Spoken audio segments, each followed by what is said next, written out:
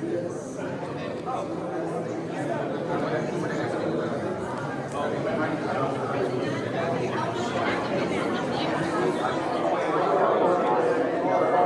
morning. Will you please have a seat? Candidates, please have a seat in the front. Thank you.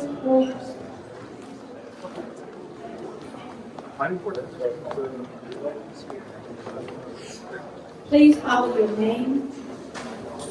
Is it part-time? Is it part-time?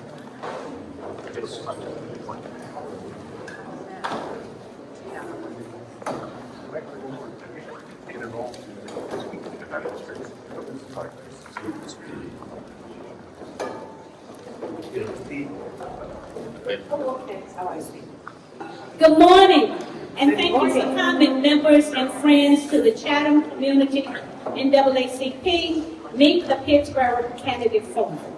I am President Mary Nevis. Our NAACP mission is to achieve equity, political rights, and social inclusion by advancing policies and practices that expand human and civil rights, eliminate discrimination, and accelerate the well-being, education, and economic security of Black peoples and all persons of color. Theory of change. We are committed to a world without racism, where Black peoples also enjoy equitable opportunities and thriving communities. Our work is rooted in racial equity, civil engagements, and supported policies and institutions for all marginalized people. Now, Reverend Corey Little, pastor of Mitchell Chapel Church, will open with prayer, followed by Sheriff Mike Robinson. He will lead us in the Pledge of Allegiance, but I think he's going to do something before. Thank you.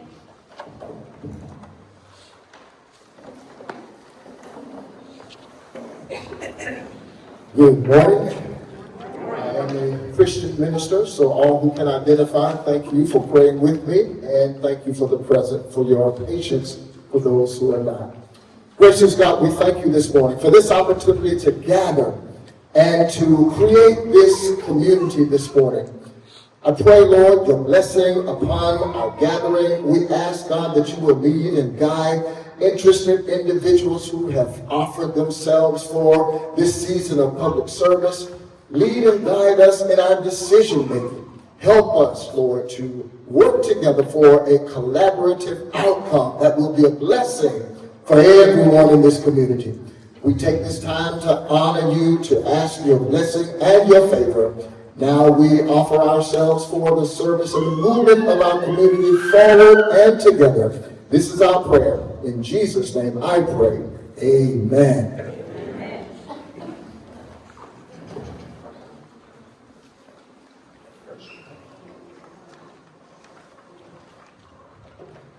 Good morning. Good morning. I want to tell you what a privilege it is to be here in George Moses Wharton Middle School, where I went to school. Anybody else been here before here? Be a lot of hands in here. Wharton High is a historic high school as well. Thank you. What a symbolic way to hold this here. I really appreciate that. It also tells me how important it is in this race that so many people are running for 2 seats. And I actually think that's a great thing. I want the candidates to know that you have my utmost respect in doing this. And not just for running, but being willing to listen and serve everybody. You're not going to just serve the people that vote for you. You want to serve the entire community. I will tell you, running for office is not easy. It takes courage, commitment, and a desire to listen. Did I say listen? Did I tell you that before? You got to do a lot of listening. But it's not just up to the candidates. I also want to tell the citizens that we have to get together and encourage people to get out to vote. It's going to be I predict not many people will vote as live here. And we want 100% of the people to vote. That's not typically how these races go. So the more people we get out, the more representation that we'll have out there, the better. So I want to tell you thank you for being here. And last but certainly not least, I want to thank Mary Nettles for organizing this, and NAACP for hosting this forum. This was one of the first forums I went to when I started running. I know how it feels to sit in that chair for the first time, but Mary made it easy. Mary is very accommodating, and NAACP, thank you for supporting what the community needs to hear. So thank you. Let's give it.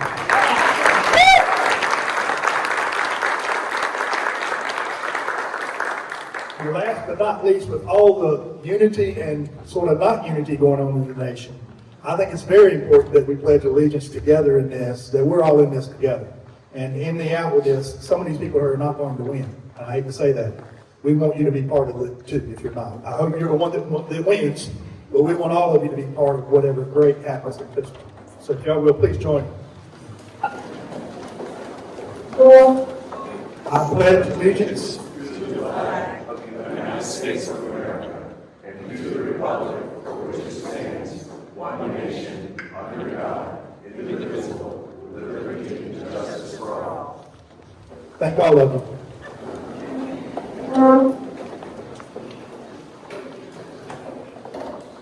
At this time, I am turning the program over to Ms. Beverly Bland. Ms. Bland is the Political Action Chair for the NAACP.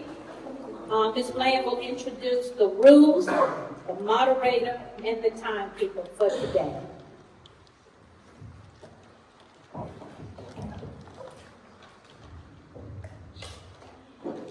Thank you, President Nettles.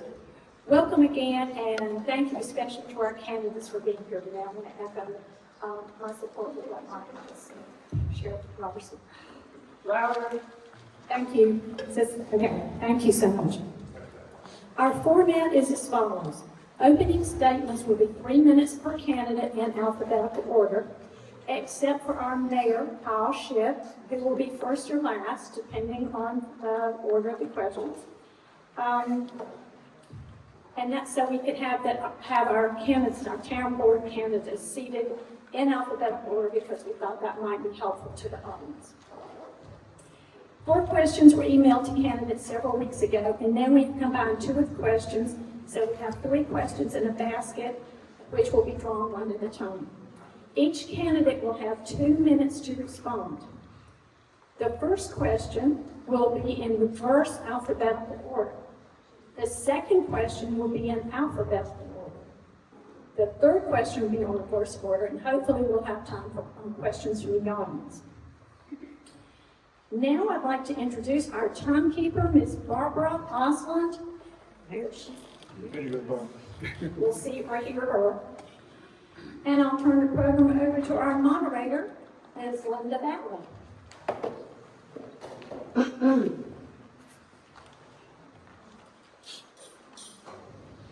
Hey y'all. Gosh, this is so great to look at y'all, and new faces, old faces, young faces, and like in Social Security. So thank you to all the young workers out here. Anyway, my job is really simple. I just get to interrupt the candidate if they go over their time slot. And so, Sheriff, you stole my whole introduction, but I do think it's a very important point, is that in this country that we all love, in this town that we all love, diversity, equality, and inclusion has always been what we're about. I just love I look at so many faces and I love so many people. And I love Pittsboro so much. So these people as well, that's why they're running. So let's listen to what they have to say, and let's get started with the mayor, please. Good morning. I'm Kyle Schiff. I'm honored to be here as the current mayor of Pittsboro and running again. So thank you all for being here. Thank you to the East Chatham and NAACP for hosting this. And thank you to all the candidates for running. I know what that's like. So I started my journey here on the planning board, went to a planning board meeting one day, then got appointed to that, then ran for town board, and then when Mayor Cindy retired, took on the seat of the mayor. So no political aspirations, but took that path to get here. My day job, I'm an engineer for a tech company, so I see how the tech companies operate sometimes very differently than municipal government, and I think that's some good background to see how that all works. Some of the things I'm proud of that we've been able to do are the merger with Tri-River, which has enabled more water sewer capacity, and then they're continuing our commitment to water quality, which I'll still say is the top in the state with the GAC system and what we've been able to do for PFAS treatment. We continue to update the UDO and the land use plan. We got that through. We made good progress on affordable housing, and I think it's going to come up later as well. We have a great collaboration with the county. See some county folks here today, but we're working on a large pre-development plan downtown with them, and just a lot of projects overlap with the county. And our downtown and our parks are just fantastic, and so appreciate all the work put in there. I've tried to be a lifelong learner about this because I didn't know anything about what I was doing when I started. So lots of classes in UNC School of Government, including the Advanced Leadership Core program, the Upstate Policy Fellows from the Hunt Institute, which is focused on education. And I'm also the North Carolina representative to the EPA Local Government Advisory Committee when we used to meet with that group. Happy to have helped start the Boys and Girls Club in Pittsboro here. There's a lot of you in this room, and didn't know it at the time, but my son attends there now, so that's good. In the VFW and the American Legion, spent some time in the Army back in the day, and Rotarian and a couple of things as well. So just trying to stay involved and listen, and appreciate you all coming out today.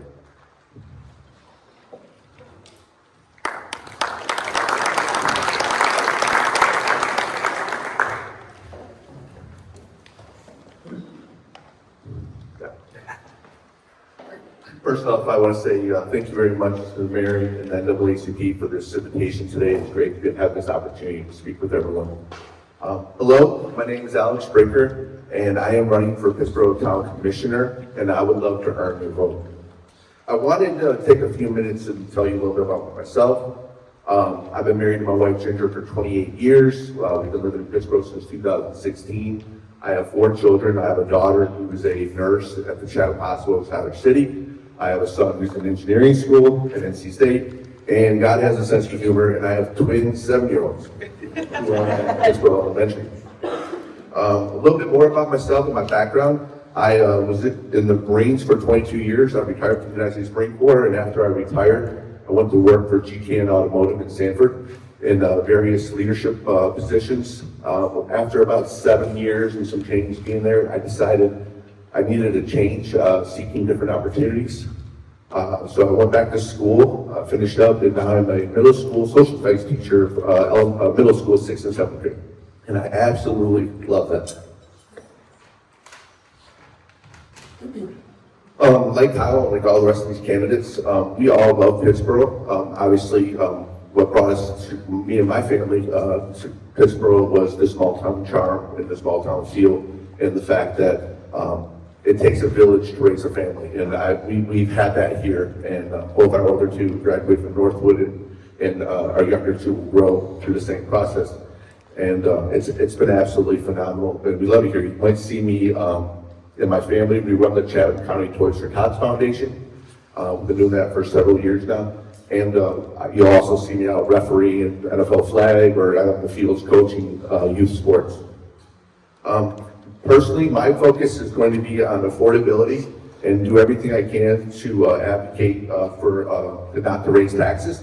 I say that because, like I said, since 2016, I've been here. My taxes have definitely gone up, and it's getting harder. And with a daughter who's getting married in 2 weeks, who's renting a house in Siler City for $700 a month, I don't know if home ownership right now is available for her in Pittsboro, and that's very, very important to me, and for all people. I also I live next to Peace Creek along with Candace, and stormwater is a real deal. There's been a lot of effects for both Candace and I, more for Candace than for me, but we're in the creek trying to keep it clean and keep the water flowing. I believe in, Mayor said it, affordable drinking water. Our water is great, but our water bills are pretty high. Is there anything we can do to bring that down? And lastly, I support a well-paid, highly trained police department. Thank you.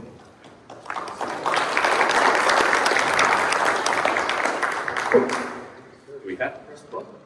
No, it's, I thought I confused me. I'm Corey Forrest. I'm running for Pittsboro Town Board of Commissioners.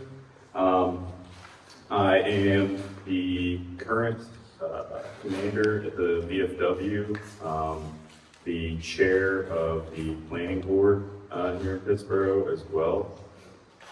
And I'm a husband and a father. And about 2 years ago is when I decided that I really wanted to be more involved in the community. In my day job, I'm a land surveyor, so I work very, very closely with civil engineers. And in this time, in our time here now in Pittsboro, rapid growth is the biggest issue in my opinion. And I felt that I could provide that perspective of being a land surveyor and working with civil engineers and other municipalities around the triangle that are going through the same problems. They weren't ready for the rapid growth and they're just trying to catch up. And I really wanted to provide what I had learned working with them to town board. So I had gone through applications that opened up before I was able to go through the course, but the PBO 101 course that the town provides, it's a wonderful, wonderful asset. If you get the chance, please go.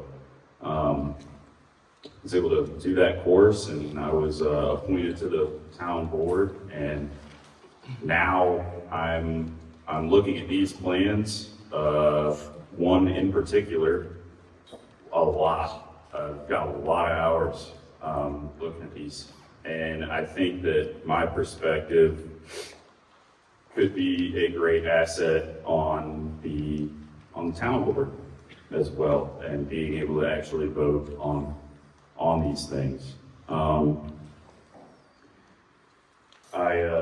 We moved to Pittsboro in 2018, fairly shortly after my time in the Marine Corps. We moved following my wife's career. She's a nurse, and we just very quickly fell in love with the town and knew this is where we wanted to be. So you'll see me in town all the time, at Havoc, at Burley's, and my son's in baseball, so at the fields a lot as well. But thank you.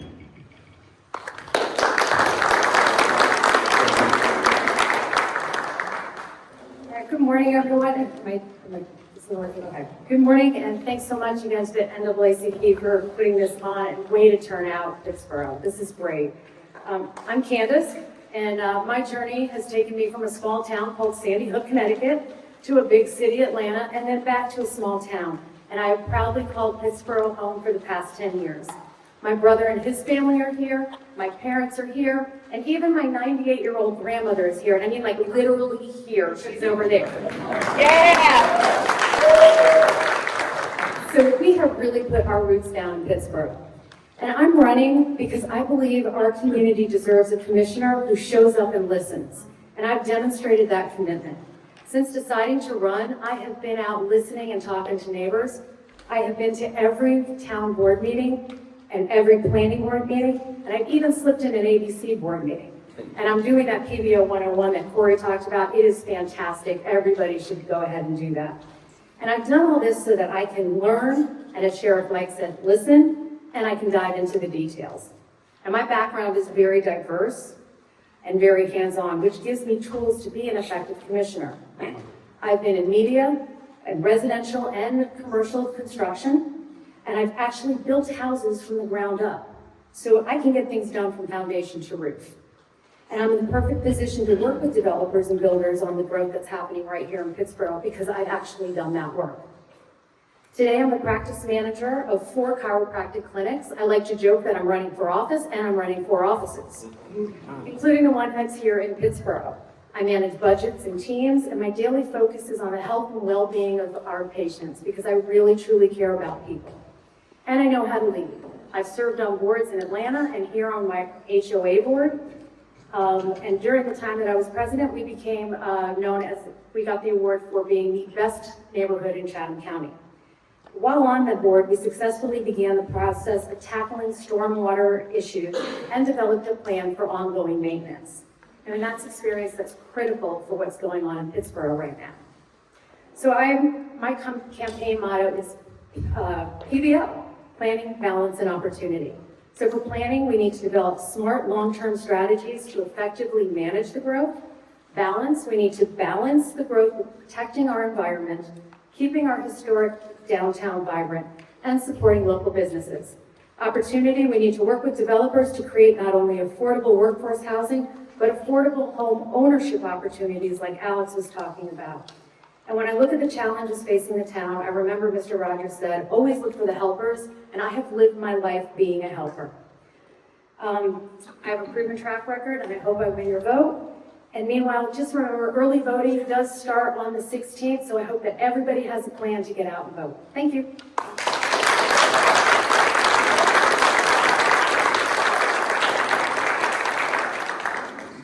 Is everyone here? My name is Tobias Palmer. My name's Tobias Palmer. Pretty much grew up here in Pittsboro, North Carolina. This is home. It's always been home and always will be. A little bit about myself. I went to school here, Fort Middle School. I also graduated from Northwood in 2008, where I went on with my education to Georgia Military, where I had a splash of a military background. Got my associates, went to NC State, double majored in business management and sport management. And then I took my talents elsewhere. I went to the NFL, played in the NFL for 6.5 years. While I was there, network, came across many faces that I grew up watching, but also played aside. And now that my career is over, I'm here giving back to the community. I always love to come back home, give back to the community, to the guys to show that, there's an opportunity for you to go out here and be something in life. Along with that, I'm an offensive coordinator over at Stewart high school right now, where I'm instilling not only sports, but instilling life inside kids to show them that football is a life lesson that you can add to life as you go along, learn to go through hardship, and be able to handle, tough times whenever they hit you. But also wanting to run for, commissioner here, just wanted to give back to my community where I grew up. Where I want to see things. I've seen a lot of things change from the time that I was in school to now. And so I want to be a part of that change and also be able to come back and, just listen to the community. I feel like whenever I was growing up here, a lot of things was never listened or no one ever heard or listened to the things that were talked about within the community. And now I want to be that voice. I want to be able to come back and talk about the affordable living with housing here in Pittsboro. I was part of that. Living in Pittsboro over in Honeysuckle Drive, located right over by CCCC. That area itself has been impacted a lot since property taxes have continued to rise. And, you see a lot of people that lived years and years and just decided now they can't because of the prices start to go up, and it's affecting a lot of people. And so I want to be part of that change to come back and be able to give back, but also be able to listen and help the community as much as I can. So I would love to have you guys vote for this running along with all these other candidates. But thank you, and hopefully I'll be able to help.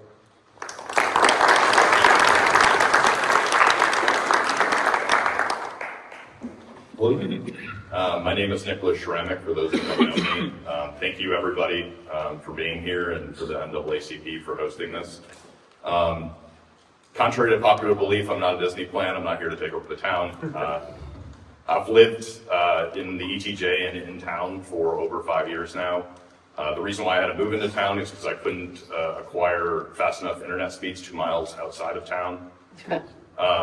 The reason why I'm running, I want to preserve Pittsboro's charm. I want to bring affordability to the town as well. And I only see kind of 2 roads ahead. There's the slow growth, no growth model, or there's the smart growth model. North Carolina and Pittsboro is uniquely positioned currently with Carolina Core coming in, everything that's happening in Apex, Holly Springs, and Moncure, in pharmaceuticals, IT services, and a host of other businesses, as well as FinFast. What we need to do is diversify our revenue streams. Right now, half of our revenue comes from property taxes. By diversifying, I mean get some of those industrial businesses in the ETJ that will be incorporated in town eventually. Small business, large retail business, and through diversification, we bring in more revenue. That revenue allows us to build more parks, interconnectivity of the greenway system. It also allows us to look into community land trusts as well for affordability, where the town would own the land and make sure that those homes are always affordable for the folks in town. Verticality in town is very important. As Tobias said, we canvassed his old neighborhood in Honeysuckle. Those folks are really hurting for property taxes to rents, and they're scared they're going to get pushed out. And the slow growth, no growth model makes it's a supply and demand issue, which will make land more expensive, and the only folks who can afford it will be wealthy folks, and they're going to push out a lot of the folks in the town. So the only way I see forward is in the smart growth model. I have a background currently in cybersecurity. I also hold a real estate license with Carolina Properties, Realty World Carolina Properties. I work with Eric Andrews, and I also have a background in financial engineering. So as a commissioner, I will be able to speak the language of real estate, the language of business, and the language of finance to make sure that I do everything for the town and hold developers' feet to the fire when they're not doing the things that they say they're going to do. And I hope you come out and vote, and thank you very much.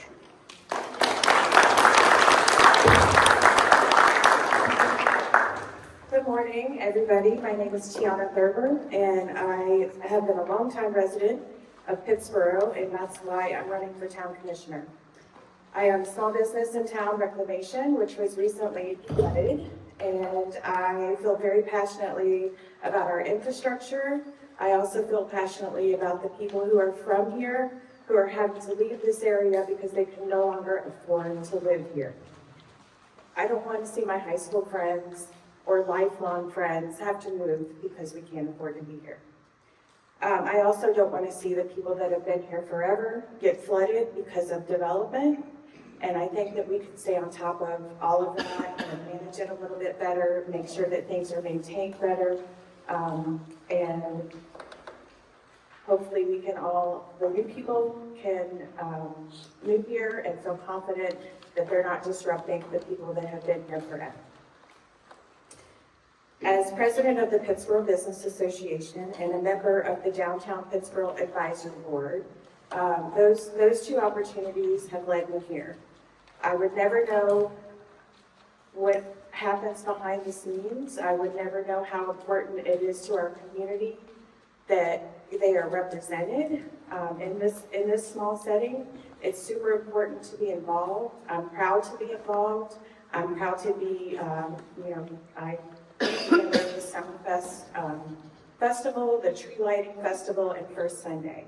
Our community is special. The new people are special. The old people are special, and I want to keep it that way. I've also been awarded as the Main Street Champion, and that's for volunteering and for my efforts in revitalizing downtown Pittsboro. I'm running because I love Pittsboro, and I want to make sure our growth is balanced and our environment is protected.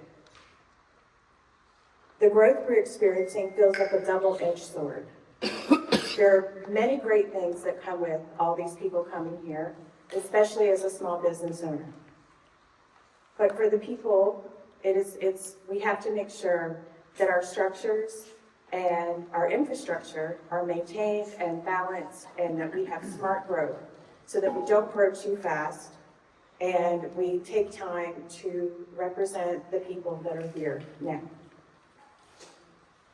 I love Pittsboro. I think I've said that maybe 5 times, but I really love Pittsboro. And I want to protect what makes Pittsboro special: our history, people, and natural spaces. Thank you so much.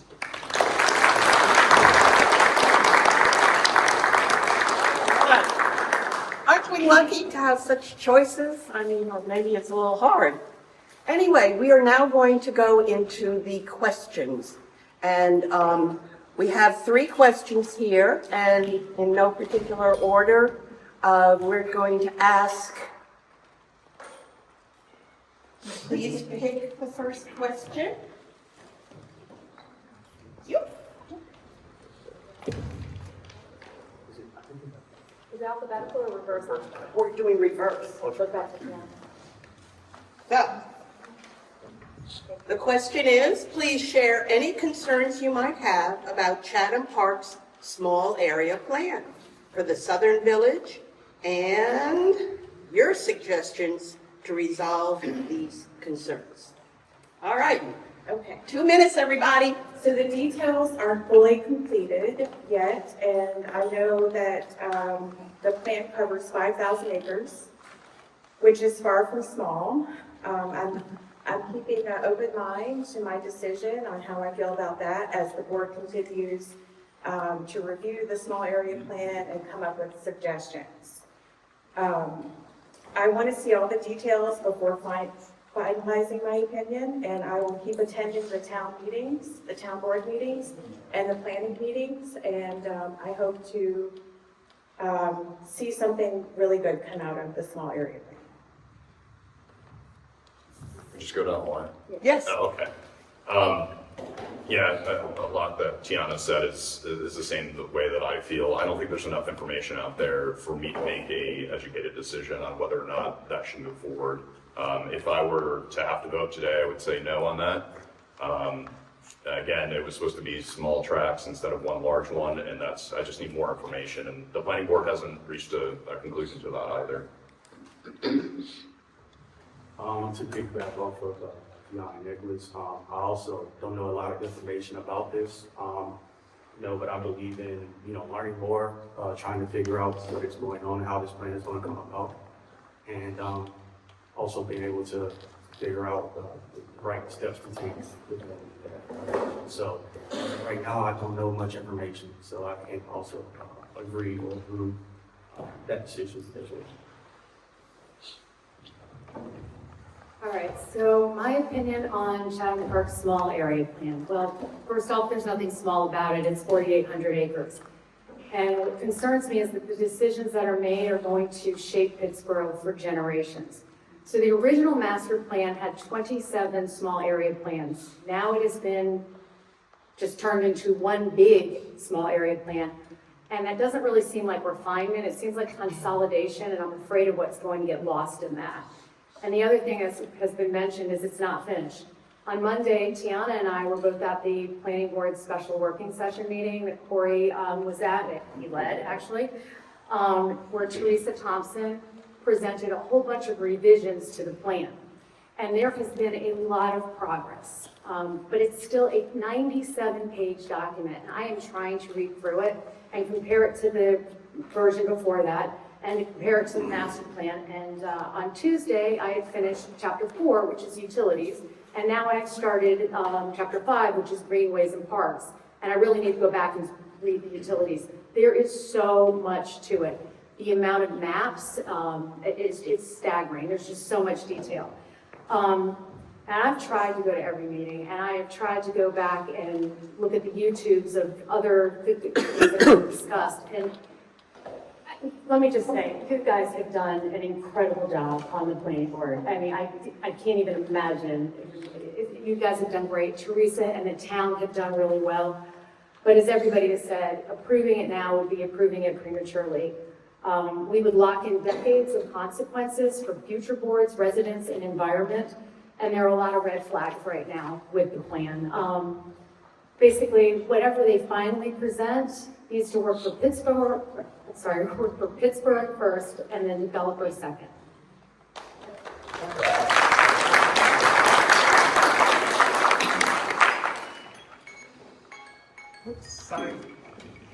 You hit it right. That was good. Yeah, I mean, everybody is kind of spot on right now, and I've pored over this plan. I've looked at it. I think we've had 4 meetings now over this one. Some of them being a couple hours, just discussing this one plan. And like Candace said, we're still not getting all of the details. I know there's still some financials there that we're waiting to look at. We've got a meeting in 2 weeks. We'll look at it again. And currently, I don't know that we just not having all of the information is really hard to come up with a decision to make a recommendation or to deny it either way. It's going to have a huge effect on Pittsboro, as we all know. So we need to be very, very, very careful in this decision and making sure that we do have all of the details. It's a conceptual plan right now, and I know everybody we want to see something with a little more certainty in certain areas, but this is a big one also to shout out for the staff and the staff of Pittsboro. I try to say it any chance I get. Everyone, you are very fortunate in the staff that you have at Pittsboro right now. They are a dedicated group and they work very hard to get the job done and make sure that Pittsboro is moving in the right direction. Thank you.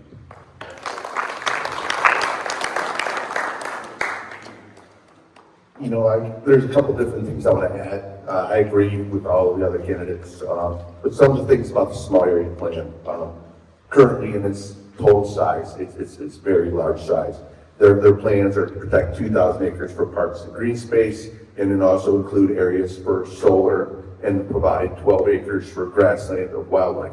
However, that sounds very great on the surface, but when you look at the sheer size of this development, it becomes overwhelming, as all the candidates have noted. But I think what it leaves out is the massive amount of land that is being developed. What I mean is the small area plan is what is it going to provide for parks and green space? 2,000 acres out of, thousands of acres. It is quite significant in comparison. And to the amount of land that is being developed, there are going to be roads that need to be built. And through those current wooded areas, and when those roads are developed through those wooded areas, what is that going to do to stormwater to places that are currently existing but never ever had to experience that type of rainwater runoff, which is going to cause flooding for other people downstream, if you will. Lastly, I have great concern that the size of this plan is greatly oversized. If elected, I will work to ensure that the development of a development of this scale does not occur. I think it's too large. I will work to ensure that permitting meets all the levels of the project. And I also think that the project is it's here, but we need to work on some aspects of the development and to make sure that those specific details are clearly annotated to the citizens before any movement on this size of a project. Thank you.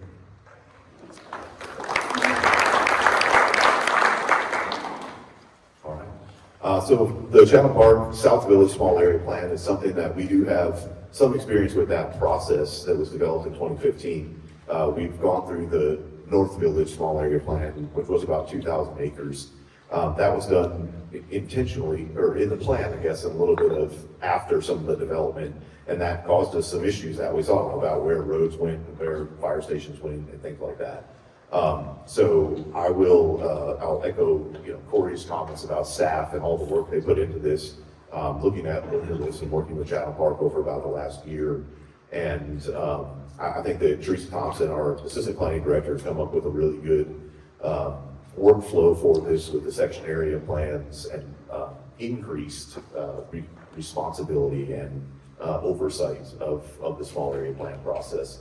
And I think that there is a lot of pitfalls of planning on a scale like this, and there are some opportunities as well for things like the roads, the park locations, the fire station locations, all those things that have been part of what we went back to the Northfield Small Area Plan and revised since we passed it. And then I guess the other point too is that a lot of the things that we talk about, like the greenways and stormwater and affordable housing, those are all defined for the Chatham Park development in the additional elements. So those are all passed at this point. We've gone back to revise some of them. We have additional revisions to make to many of them. But a lot of those components are already defined in those areas instead of in the small area. So continued work to do there, and I appreciate all the time that the planning board and has put in on reviewing this, and the town board is starting to look at it as well. So thank you. All right, now we have another question to be picked. Thank you. All right, isn't everybody doing a good job here? We're moving right along, so that means we will have time for your questions coming up. All right, here we go. Please share your position on issues concerning building the Lewis Freeman Park and affordable housing apartments on the western side of town. Sure. He picked a good question. So the Lewis Freeman Park, I just got an update on this. So the town has allocated some money to Lewis Freeman Park. It is designated town land already. Hobbs Architects is doing the design and is complete. And they are starting a informal bidding process in the next few weeks. We hope to have a groundbreaking probably in January and be complete in June of this year. So that project is progressing and will be complete. Affordable housing on the west side. So we've made a lot of progress on affordable housing on the east side of town, related to the amount of development on the east side of town. And in our land use plan, the west side of town has more areas designated for conservation as a sort of balance to the east side of town. So that is one thing about the west side of town is there's more areas specifically designated for conservation over there. So it'd be less development overall. But in terms of affordable housing, I think the Reese Farm development is the largest one so far on the west side of town. That's about 500 acres. They've committed so far to 7.5% of those being affordable housing. And that is sort of on the, that is the same commitment that Chatham Park has made. And then we continue to work with other developers as well to get higher commitments than that. So, affordable housing is a difficult thing. We've not been able to require it. The state does not allow us to require it. So it's always a discussion and with developers. And but I think most of the developers who come into Pittsboro understand our needs for affordable housing. And we will continue to see that develop in all developments, and then on the west side as well as that develops. Thank you. Thank you for this question. As a social studies teacher, the Lewis Freeman Park is very important because, as many of you guys know, he is the first recorded most prosperous free black man, a settler in Pittsboro in its history. With that said, and him owning so much land in Pittsboro at a time where a lot of African Americans could not own land to that size, I think that this park, which has been in development since 2019, it should be educational. This could be something as a teacher where we could take our students to and show them with monuments and educational tours and explain the history of our city and of our town, and explain how great this man was and what he did at a time when a lot of people couldn't achieve what he achieved. I believe that this area could be developed, because it is a very small parcel of land. And with that said, I think it could be a very great monument, so you could, again, use it for educational learning and educational opportunities. In regards to affordable housing, I believe that affordable housing, I think we need to focus on that topic. Very, very important. As I said, my daughter is in that boat right now, so it's personally affecting me and my family. As I said earlier, I think affordable housing, you know, we're going to say, I'm just going to throw a number out, say $225,000. I know that's a lot, but in Pittsboro right now, I think there is one house right now that is under $230,000 for sale, or at $230,000, and it is a fixer-upper. And when I say fixer-upper, it is a fixer-upper.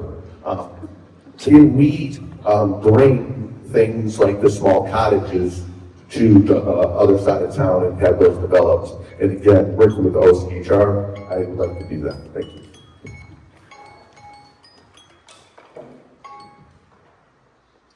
I think once again, everybody's really taking their time. Everyone's getting their time on these. I love it. This is great. Now, for the Lewis Freeman part, it's what Kyle said. It's great to hear that that's being done. It's so close to downtown. It absolutely needs to be a focal point for downtown. And it's a beautiful space. I'm sure many, if not all of you, have been out there. The space is beautiful. It's got a gorgeous little creek runs through it. We just really need to, make sure that we keep it beautiful. This is also a great opportunity for all of you to do what you're doing right now, and being proactive in your community. Just by being here, you're doing a lot more than most, and you can get a hold of the town and let them know what you think needs to be in that park. And currently, they are taking suggestions for what they would like to see, for what we would like to see at the Robeson Creek Park that will be over by the plant. So make your voice heard. As far as affordable housing, I think we all know we need affordable housing. It's like Kyle mentioned, we can't require it. That's what makes this so difficult. But I really would like to explore ways in which we could incentivize more affordable housing, whether that's through zoning and working with closer setbacks and allowing some higher density for more affordable housing. I think there are ways that we can do that. 2 minutes. It's going to be a little bit hard, but since Mayor Schiff said that this park has been given the green light and it's going to happen, I just want to say the park is so significant, and I'm just so glad that it honors parts of Pittsboro's very rich Black history and honors what I call Pittsboro's Black legacy families, like Knights Farm Park does. Pittsboro has an incredible legacy. We know about Lewis Freeman because of the house and now the park, and of course George Moses Horton because we have a school. But at a time that Black history is being deliberately erased across this country, it is vital that Pittsboro researches, recognizes, and preserves its Black history, not just the familiar names. Raise your hand if you've heard of a man named Essex Harris. Anybody? 1, up 2, awesome. What about Charles Alston? So, and if you haven't heard about Essex Harris, you've got to come meet me for coffee. Essex Harris is a Pittsboro resident who survived planned shootouts here in Pittsboro, went to DC and testified before the congressional hearings on the Ku Klux Klan, and then came back to Pittsboro to get into what John Lewis would one day call good trouble. He was registering people to vote. And I would love to see those people be recognized as well. And Charles Alston has roots in Pittsboro. He is one of the most celebrated artists of the Black Harlem Renaissance period. And one of his murals at the Harlem Children's Hospital is considered a national treasure. So I care deeply about this park because these stories matter, and we all need to make sure that it gets completed. And I've got the yellow thing, so affordable housing, what do? We encourage density, walkability, and missing middle housing like duplexes and townhomes. Prioritize mixed use and transit-oriented development for complete neighborhoods. Support ADUs, which are like the garage apartments. We also need to negotiate higher inclusionary zoning rates. Right now it's 7.5%. We need to bring it up to 10% and more, and the town has been successful in doing this. I think we need to prioritize units over fee and lieu and promote mixed income housing from starter homes to larger homes. Thanks.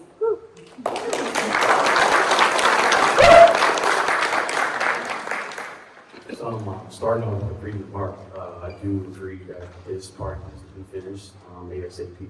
Not only does it bring the history back to Pittsboro, but it allows us to actually take our kids or nephews or whomever that may look up to us to this park, educate them on the history of Pittsboro, but also be able to, take our kids and, walk around and be a part of, the greenways and be and probably we want more investment into the parks and recreational parks as well. Be able to go out and, show our kids, which I failed to mention earlier that I have 2 kids, one on the way, due at any moment.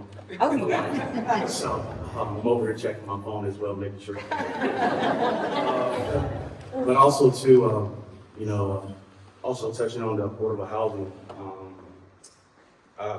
I can't harp on this. It's very hard, for affordable housing, and we want to continue to support, the county, getting things situated with the affordable housing, being able to help the ones that have suffered from years and years of property taxes continuously rise, not knowing that Pittsboro is the 4th county in highest in property taxes.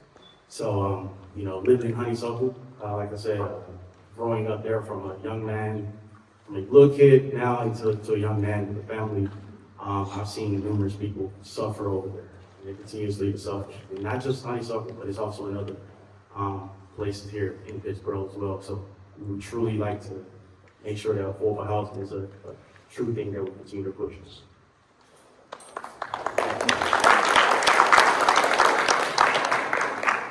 I would agree with Tobias. I think the Freedom Park is a testament to how far Pittsboro has come.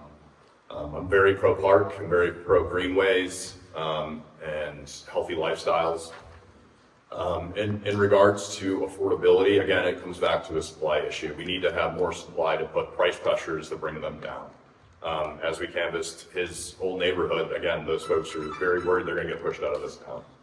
And I want a town for everyone and not for just some. And by getting verticality and density downtown, we allow a live, work, and play type of model. Thank you.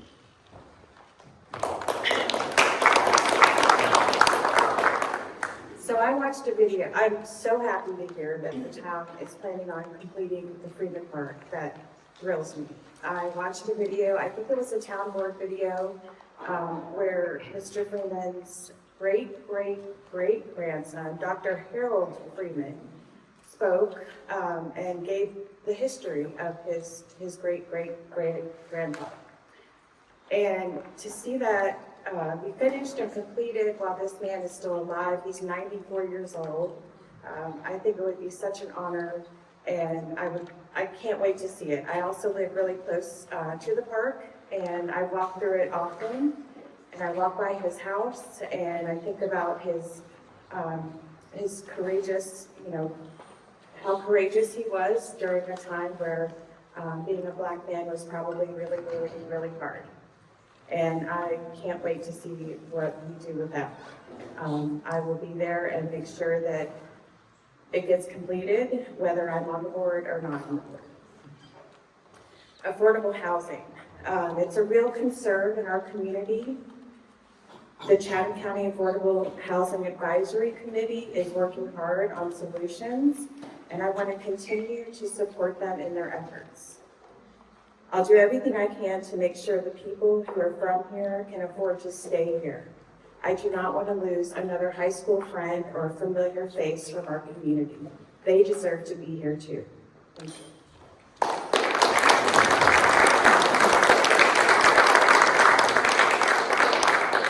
Okay, the last question, and then we will take audience.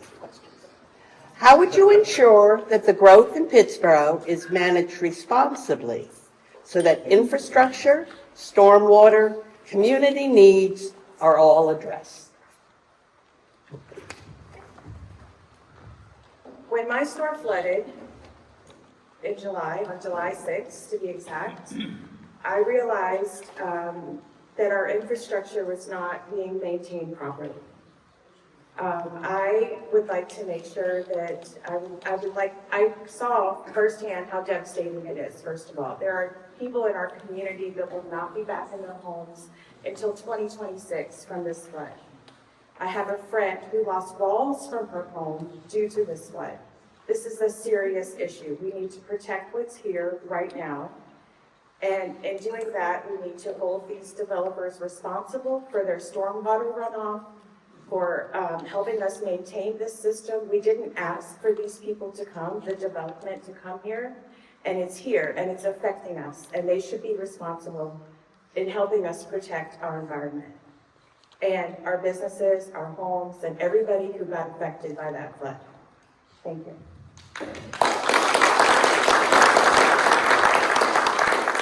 Can you ask the question?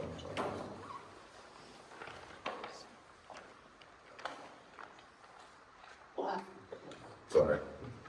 I haven't started the time yet. Okay, thank you. Of course, it's the last one. Oh, I'm afraid to choose one. Okay, here we go again. All right. How would you ensure that the growth in Pittsboro is managed responsibly so that infrastructure, stormwater, community needs are all addressed? I think that goes back to what I said earlier. We need to diversify our revenue streams. We need to bring in, unfortunately, everything takes money, right? The conduits on Park Drive, Salisbury Street, Thompson Street, Masonic, we need to keep better track with impervious surfaces in town. That includes roofs, driveways, and it takes money to upgrade the infrastructure that we do have currently in town. And also with new development, holding those developers' feet to the fire that they, whatever they promise to do, that they actually achieve and do properly. I think that's.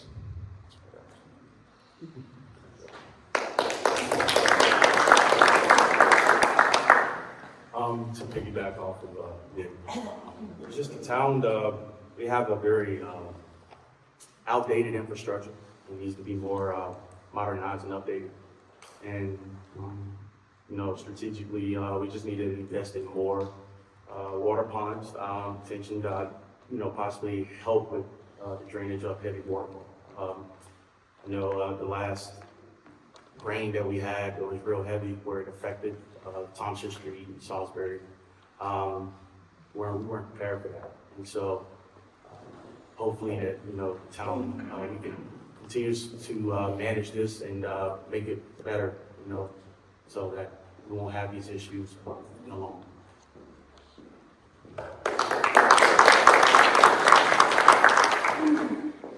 All right, so stormwater management. Stormwater management has kind of been the bane of my existence for some time now. So my approach to growth is simple. It's infrastructure first and growth second. And I don't think we can keep approving projects in the promise that infrastructure will keep up. And I know firsthand, just like Tiana, what happens when stormwater systems are neglected. When I bought my home in Pittsboro, I didn't realize that it came with an indoor swimming pool every time it rained. I'm sorry. So that flooding experience pushed me to get involved in my neighborhood's HOA. And in that, I've learned more than anybody wants to know about stormwater. For example, our county has 18-inch pipes that feed into our 36-inch pipes on Peace Creek, which Alex mentioned earlier. Those 36 meet up with 3 more 36 and then flow into 24-inch pipes for the town. And that's why we have a lot of flooding over on Thompson. So I used to walk the stormwater system, and in areas of flooding, every time it rained, I was the crazy person walking around in the rain. And that ended up getting me on the HOA board to tackle the stormwater maintenance issues. So what do? Before any new development is approved, we need to know that the roads and the drainage systems can support it. Developers need to not only manage their own stormwater systems, but prove that their runoff is not going to go downhill and flood neighbors who are already here. We also need to have foresight and design. One thing my neighborhood did do really well is they put in this dry pond that was absolutely, I gotta talk fast, absolutely huge. Probably people thought they were crazy for putting it in, but it has never failed once. And we need to be forward on that.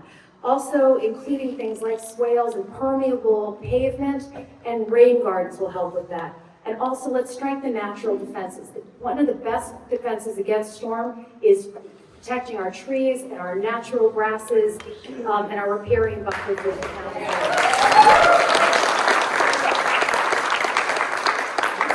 Well, I guess we got one for making sure that we protect our trees and pollinators and the natural grasses. I'm glad you guys are on board with that. Thank you. Thank you. Yeah, this is another one where I've got quite a bit of experience just in the civil engineering world, working with civil engineers, and making absolutely sure that we're paying attention to the stormwater analysis, stormwater impact analysis when these projects come through, I think we should stop for a second. Let me go help my dad turn his phone off. Or is it mine? I'll pause. Start from scratch on that. Carry on. Can you repeat? Yeah, so for every project, there's a stormwater analysis, stormwater impact analysis that's done that calculates the watershed, calculates how much water is going to come through on a point of interest, essentially. And we need to make sure that we are really, really paying attention to those analyses when they come in, and making sure that the plan will handle that water that is being, that water and more that's being shown in that analysis. And then making sure that infrastructure that those developers are putting in is a stout infrastructure that the town is not going to have to spend tax dollars on to upgrade in the near future. That's where I think this will all start, is just making sure that developers are putting in stout infrastructure that we won't have to then go back and fix. And then, you know, again, just trying to, if we can, some incentive to make some bigger ponds and larger, better infrastructure. But thank you.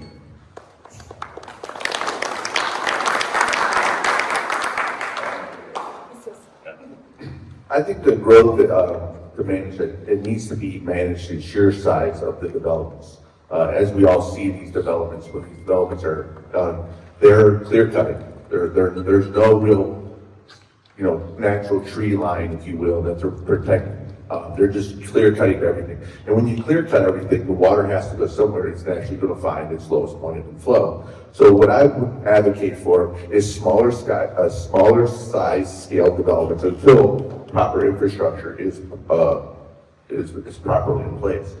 This would include roads, water, sewer, and most importantly, stormwater solutions. Those stormwater solutions, for an example, could be larger stormwater retention ponds.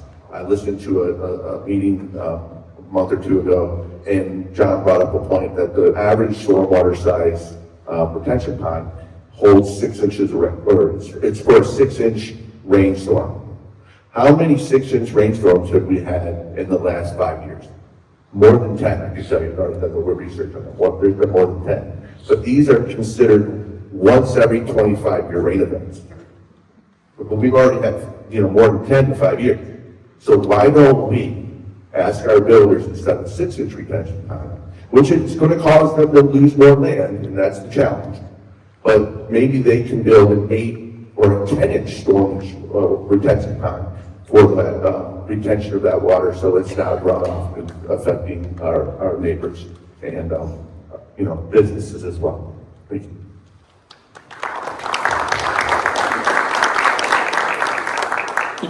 Thank you.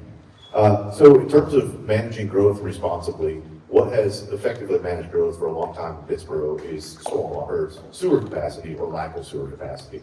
So Pittsboro since 2011 has had a actual or kind of functional moratorium on building. With the merger with Tri River, we've been able to move those projects forward. So if you drive down 15501 towards Sanford now, there's 36-inch pipes on the side of the road that are the force main for sewer. So sewer capacity is in the process of being solved for about 30 years, which means we got to start with the next solution after that, because it takes a long time. But that's, in water quality, we did a lot of work on water quality, which was a big topic for a long time. And Sanford is going to meet that standard as well. So those things are not what our control of development anymore. So we can control development through good methods of planning and zoning and preparation. It's not just going to be developers that can afford their own sewer plant that can develop. It's going to be what is best for the community overall. So I think that that's a really big shift in what we're able to do. It's going to allow us to increase density, preserve more land, all of those things that utilities will allow, which we don't see in development in the county. Community needs as well, parks, greenways, traffic is a big one. So, we're putting nice parks in new developments. We're also investing heavily in existing parks, putting bathrooms in them, upgrading them, and then making sure that people have connections of greenways and other pedestrian facilities between all of those parks. So it's a unified Pittsboro. That's a really big goal of mine. And, stormwater, has been a lot of talk about that. Existing stormwater repairs are very expensive, and we've got grants to replace the bridge on Pittsboro Elementary School Road. It covers about 10% of the total cost.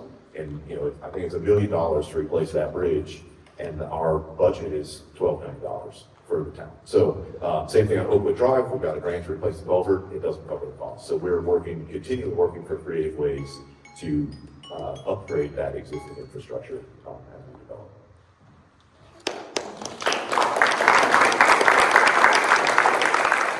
Okay, it's your turn. Who would like to ask a question? All right, let's start here. Come on up. Two candidates listed who are here.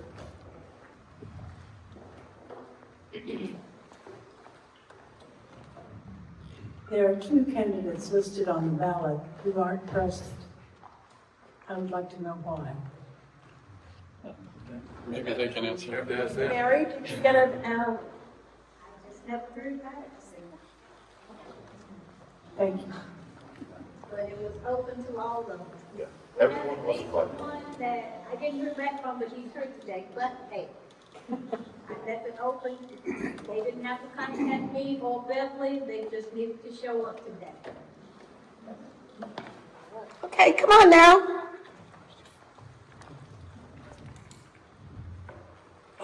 I keep hearing about affordable housing and how you want the developers to bear all the costs of it. But what is the city prepared to do in the way of homestead exemptions for lower income people on their property taxes and stuff like that? What are they willing to do to offset the cost of building new houses for low income people in terms of building fees, tap-on fees, and those sort of things like that? You can't look solely to the private sector to solve the problem of affordable housing. Good point. So, everybody gets the turn? All right, I'm glad we have 15 minutes for this one, because this is a tough one. Still only got two. Okay. So yes, it is a multifaceted approach for sure. And, we've tried a lot of different things. And I spent probably 5 or 6 years on the Chatham County Affordable Housing Advisory Committee that Commissioner Foley is on for us now. And so it takes all efforts, government grants, government incentives. We actually had in our UDO for quite a while incentives like increased density, some fee waivers and things like that. And we found that those didn't work. And so we shifted the incentives that are in the UDO to some other incentives. And, the merger has changed that as well. So it is a really difficult problem, and we're trying all aspects of it. One thing about it is we do have an affordable housing fund that we're able to use for really flexible uses. And like one example is we're going to help build a greenway for the Habitat community in Roberts Run. So we'll be able to use that money. And typically affordable housing money is not available for things like building greenways. It's a lot more constrained than that. So we are able to use that. But that has been funded by development and the town. So the town, we put one penny, which is about 180,000 now, I think, of tax money into an affordable housing fund each year. We've been doing that for 3 or 4 years now. So we are making that investment as well. But my preference, and I believe the board's preference, is that developers produce housing. So people can't live in money. And frankly, government is slow a lot of times in building things and making things happen. So as developers are building, we want them to produce homes that are affordable, and rather than feed them other options in many cases.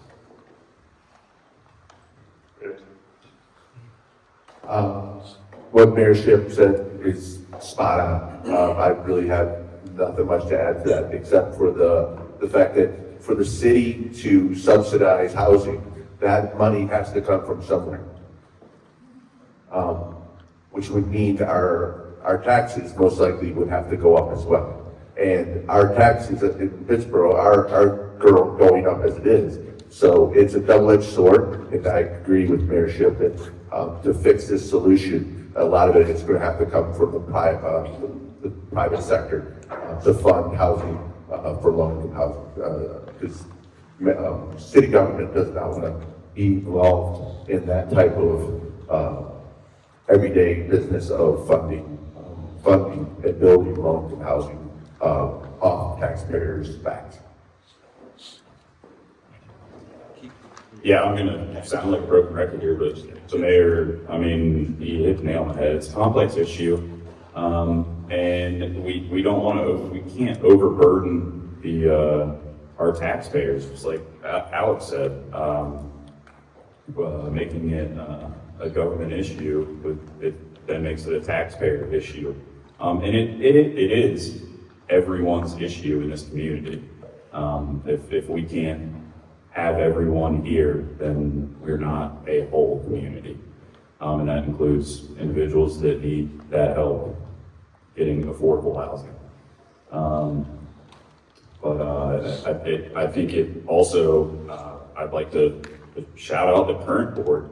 It sounds like the current board is doing quite a bit in ways of creatively trying to bring some more funding to that. And it's great to hear. So thank you to the current board. Pat, that was an amazing question. And I really don't have all the answers, but I think it starts with having conversations. And yesterday I went to a conversation with the AIA, which is the American Institute of Architects. Mayor Shipp was there, Commissioner Bonitz was there, and we discussed how architects could help contribute to the solution of affordable housing.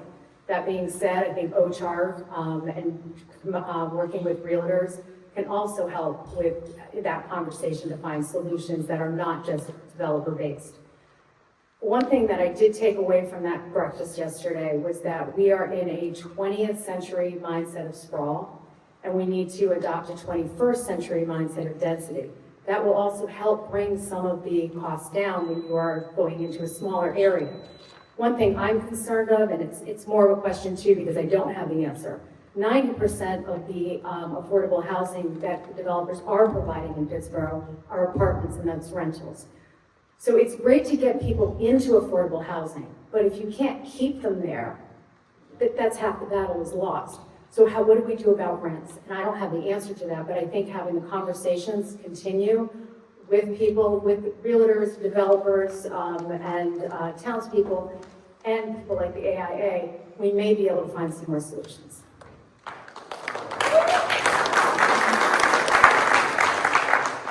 To piggyback, yeah, it's a great question. But of course, more conversations need to be had to figure out the right solution, the right direction to go about helping with more affordable housing.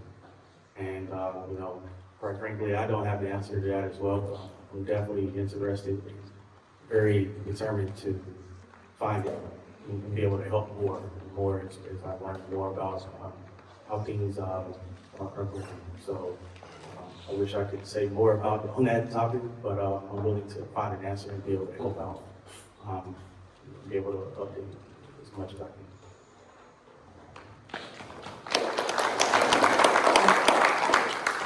Yep. So again, it comes back to, it's pretty much a supply and demand issue. As we get more supply, that will put price pressures down. Through the excess revenues, if we were to bring in more industry and business, we can use that excess revenue to actually purchase land trusts. The problem with affordable housing is when a developer builds it, it's affordable for the first generation of people that buy it. Then it gets marked to the market after that when they go to sell it, and now it's not affordable anymore. So the only way to do that is through a land trust type structure, and then again, verticality downtown to again put price pressures because we have limited supply.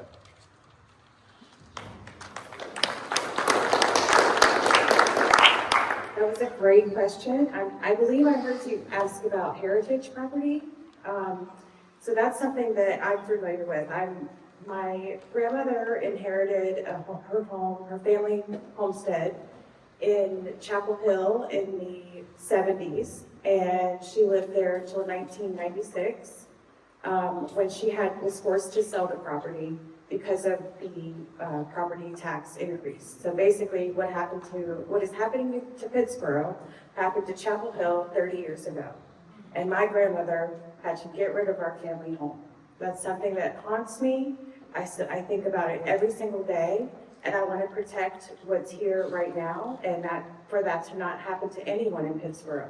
I don't have the answers. I don't know how to protect heritage properties or these farmlands, but I will figure it out if I am elected. Thank you. I forgot this is the other part of your question. So I'm originally from upstate New York a long time ago. They have a STAR program for in-place seniors, and it gives them like a third of the property taxes for it belongs to your primary residence. So that's something that I would like to look into as well. All right, come on now. Oh, there you go. Yeah, we're new. We moved here in March. Really love the area. But one thing I haven't heard, and you alluded to it just there about Chapel Hill, about one of the charms of this area is downtown. It's really nice. And you already, kind of seeing the pressures already with the traffic. And is there a plan? I mean, it's going to be hard. It's kind of sort of like Chapel Hill Cary to make it work. But is there a plan? What is it to try to preserve the character of the downtown and the central part of the city as much as you can? I mean, stuff's good, but you've got to be thinking ahead about parking and access and all kinds of things. And I haven't heard that yet, but that would be really important to know. Is there a plan, and what are you thinking? Because like your business, you'd like those businesses to stay and thrive. Right. So through my work with organizing community events, I think it really shows the spirit that's here right now. And all we can do is continue to feed that spirit and show up to these events, get to know each other better. The parking is absolutely, it's not a problem right now, but it will be a problem. Traffic is a big problem, especially on Fridays. How do we fix that? Probably through bypasses that are coming and things like that. But I appreciate the extra traffic right now as a small business owner. I know it's kind of a pain, and it's really funny when people visit my store from like Atlanta, and I ask them what they think about the traffic in Pittsboro, and they laugh, and they're like, it took us 2 minutes to get through town. So even though there's a lot of traffic and it's a lot different, I think we're just going to keep growing, and we're just going to keep figuring it out because we have to. Yeah, I agree with her answer. I think the expressway and the boulevard, that's going to go into place. So the folks that should be downtown are the ones that live downtown and also that are patroning businesses like Tiana's, and get that traffic moved out and around town instead of having everything have to go through town. And I agree as well. Yes, Pittsboro is very small, and as we're continuing to grow, we're still becoming a small town. Less parking, more people. I agree, eventually, yes, we will have to expand, to get more parking. And I'm sure there will be a plan in place to, make sure that that does happen. But I guess too, a lot of traffic coming through town does help, the small businesses, so they can stop it and, be able to kind of maneuver around little Pittsboro and learn more about the world. I'm sure a plan will be in place. There's a lot in that question. So one thing to support small businesses goes back to affordable housing, because we want to attract a lot of mid-sized and small businesses, which they can't do if there's no place for people to live. So by having affordable housing, we can attract more small businesses. But then we go to the traffic issue. If we can put in complete streets, really work on our bike ped plan, where people can bike downtown, where they can walk downtown, where they can get there without needing to drive, that's going to really help the traffic issues. And that is something that is definitely in development. And that also helps, that also goes back to density in the development. If we have density and everybody can walk to where they want to go, it does cut down on traffic. And I was just at the joint town and county meeting where they discussed some transit options. One is almost like a Uber app that will be on your phone where you can get, you can call up a car to help you get into town or wherever you need to go, sort of like a ride share. There's also talks about developing more transit around town. I know we're talking about putting in, even though we don't have the buses yet, I believe the mayorship can correct me on this if I'm wrong, but we will be putting in bus stops. So there will be alternative ways to get into town, because our downtown, man, it's our brand. It is the heartbeat of, Pittsboro. So we need to keep it vibrant, flourishing, and make sure people can come down here as a destination. Yeah, thank you, Candace. You really hit right where I want to be with connectivity to downtown. Downtown is our heart. It's our character, and we want to see it preserved. And I think that is done through good connectivity, multi-use paths, greenways, our bikeability, all those things, so that we aren't worried so much about vehicle traffic and vehicle parking and having to make space for all of that in downtown. I'd like to see that not be so much in downtown, but on the outskirts of that if we need it.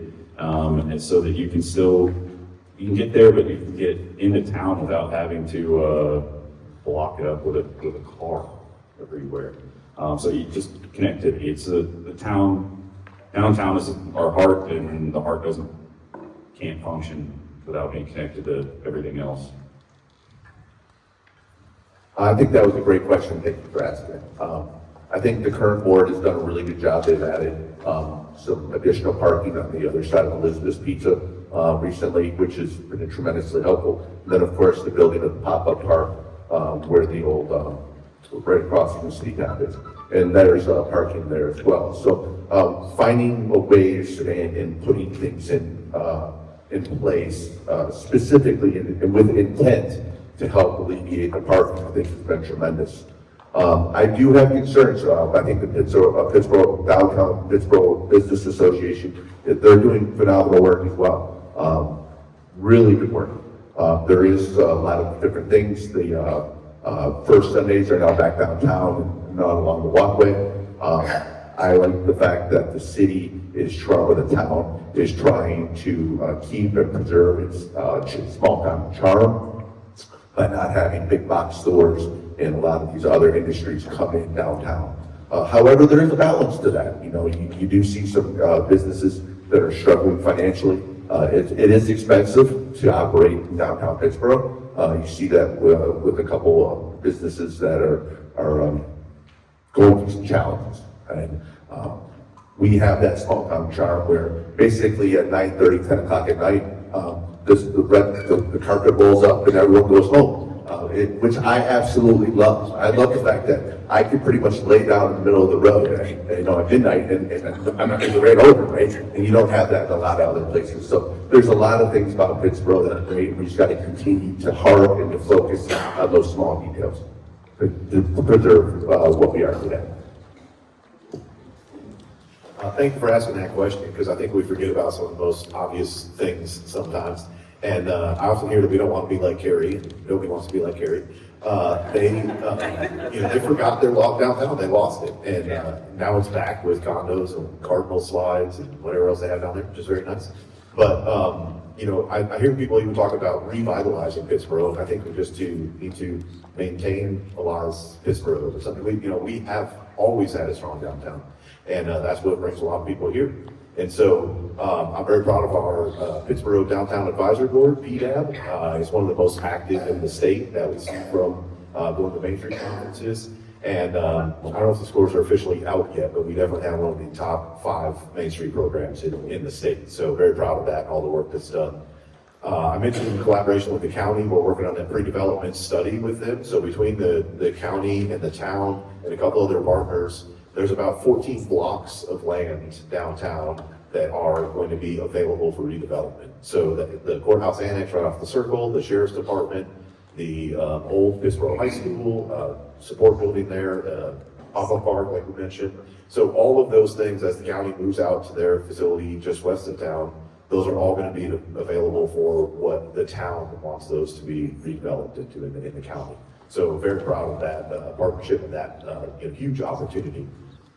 We also, after about 5 short years, moved 15501 out of downtown Pittsboro. So if you notice now, the signs don't go through downtown Pittsboro. Soon, we'll be allowed to prohibit trucks from downtown Pittsboro.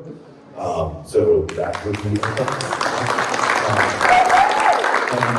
working hard on pedestrian safety. You see, chains by the lot trying to get people to use crosswalks. Please use crosswalks. And we're trying to make that better all the time. And we also have funding for a circulator bus that's going to run on the weekends. Chatham Transit is going to run that for us. They have the buses. We have the money. We just need DOT to let us use it. And I've heard the latest, hopefully by December, we'll have that running. So, Yay! Well, y'all, it's 11 o'clock, or just about. So I think, oh, you have a question? Well, Just for one. all right. Well, then Mary's in charge, so who am I to say? I'm going down to Ghostin. I'll see you there. I had a question. I'm new to the area, and I like the country. I mean, I moved from McCary, Apex, Morrisville area, and I like the country, I like the nature of Pittsboro. And what concerns me is the inspection department, and you're talking building, all this development, and all the construction. And the inspection department and the builder department, back in 2020, a house was built really, really bad, and there was a couple of homeowners that they basically it was really bad. I mean, I had 3 inspections on my home when I bought my home in Pittsboro. So when you're doing all this development, how can we be assured that the inspections department has changed? And when you grow a town, you get bigger tax base. So when you grow a town, you're getting more and more money because you have more and more people in the town, right?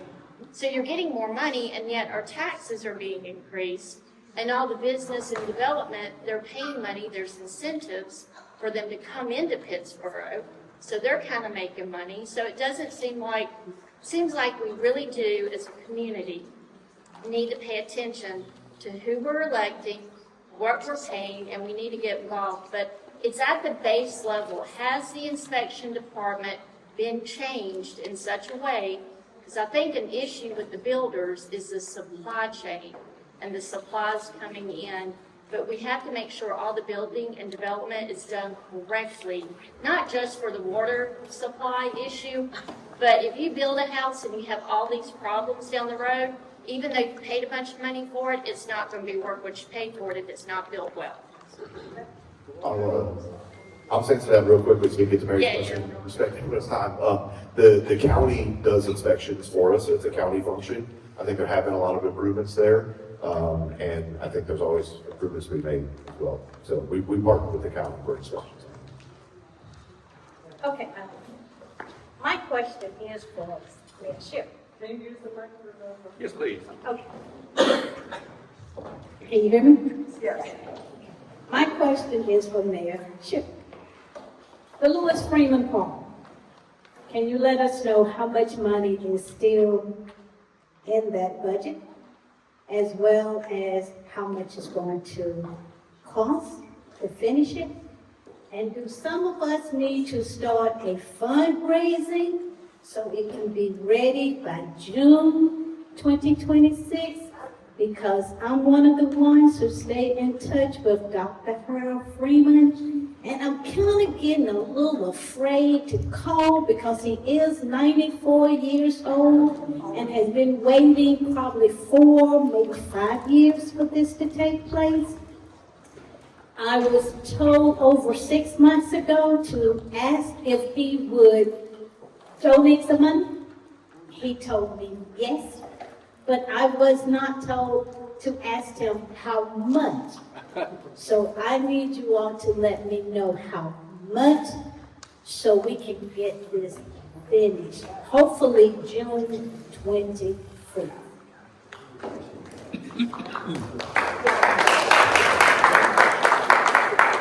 I agree.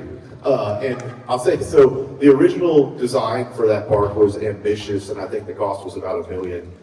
So the current one has been scaled back to phases to hit, like we talked about, history. It's got a structure that represents the size of his home, which is incredible for what he raised a family in, and other history explanations throughout that park. So I was actually looking to get the current cost, so we'll know more in probably about a month when the bids come, the informal bids come back on that. I do think we have the money, but more is always better. But this is also why we'll be doing a groundbreaking and a ribbon cutting to make sure that we get that community involvement and awareness. But I will let you know a more specific number in about a month. So, yeah.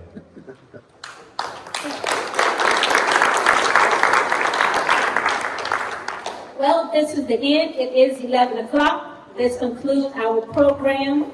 Thank you, NAACP members, for bringing supplies today, food, and just helping out as always. Good luck, candidates. Thank you all for being here today, and have a safe weekend.